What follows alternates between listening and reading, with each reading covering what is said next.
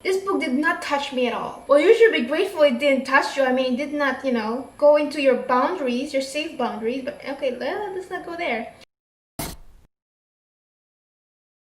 So, hello. It's been a few weeks, I think. I don't know. 3 weeks, 2 weeks. I'm losing track of time. I'm very sorry for being away. Thank you also for understanding that I had to be away. Well, today I'm gonna give you a video. And I'm very happy about that because I kind of miss talking verbally with my open mouth, hearing noises coming from this inner part of myself to a camera. I miss it a lot. And I miss you guys and your comments and your responses and all the random things.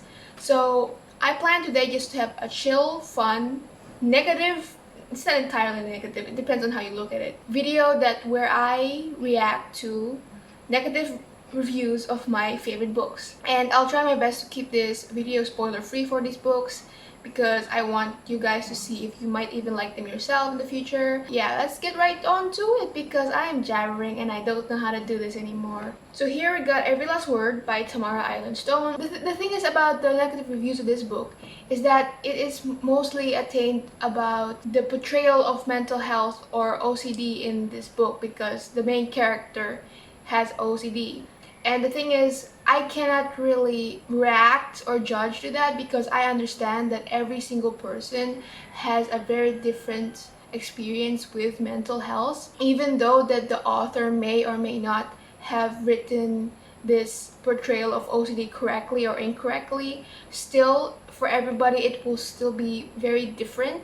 So it will never entirely be accurate to your own experience. So I can understand if other people would pinpoint the issues that they said that this is not how it is, this is different. So usually the negative reviews that I've seen for this book about that, I just will consider it here in this video. Okay, this one is pretty good. I understand this one because, well, isn't it? Well, no. So they say here, I also had a problem with the Insta love.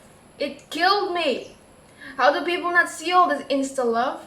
Literally 2 weeks after small conversations, our main character really liked this guy and made out with him. Facepalm. That is not real life. The romance felt too perfect and too good to be true. I know, right? That's why everybody's craving that man. Lots of people don't forgive and forget. You may be able to forgive someone, but sometimes the cut turns into scars. And we can sometimes never be healed. I had no idea. I really had no idea. I'm so sorry, darling. Not every day you encounter a book that was wrongly listed in the contemporary category when it really belongs to the fantasy paranormal category. What made it a fantasy book? Let's find out. What? Wait. Have I mistakenly read this book in a contemporary genre instead of the fantasy or paranormal? This is a very slight spoilery. It doesn't really destroy your joy for reading the book anyway, because it's pretty much in the synopsis in the beginning of the book, so I'll just say it for you. The protagonist was able to hide a mental illness from her group of superficial BFF for almost 11 years. Preach. There was an underground poetry club at the school that no one knew, but randomly, like magic, she ended up befriending one of the members. Wow, is that the magical element that I've been missing? But get this, the club members were experts in the kindergarten poetry level. A bunch of misfits became BFF with a superficial attractive protagonist, landing also guitar-playing boyfriend. Not cliche at all. She never tried to write poetry before, but once she joined the club, she surpassed the kindergarten level poets, landing her in the first grade level of poetry. Oh my god. Yeah, sure, first kindergarten poetry. I want to read your poetry, person. We're going to the next book because this is getting depressing. So let's go to Foolish Hearts by Emma Mills. I love that book so much, and I know it's kind of popular as well. Claudia, it took me a solid 75% of the book to even remember her name, is a naive, idiotic, and childish main character. She's truly awful the majority of the damn book. She's cruel to the love interest, like legit downright cruel. It doesn't help that Gideon is so precious, he needs to be protected at all costs, and it's the only reason this book got 2 stars, and I want to slap Claudia for mistreating him. That means you cared.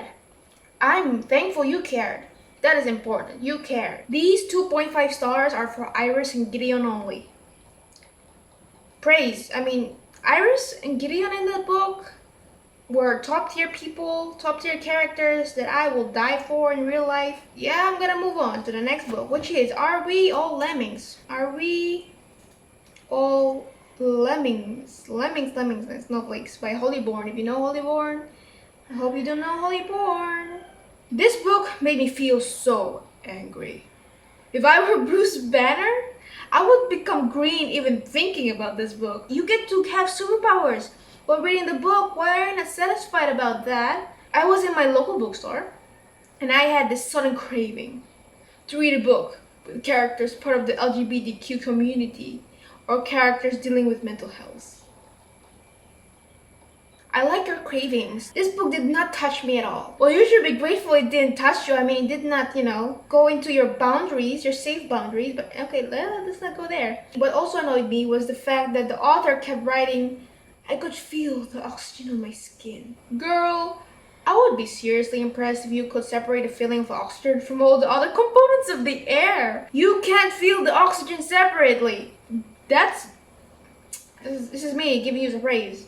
Because that is very much reasonable. I mean, I wouldn't know how to feel that air on my skin.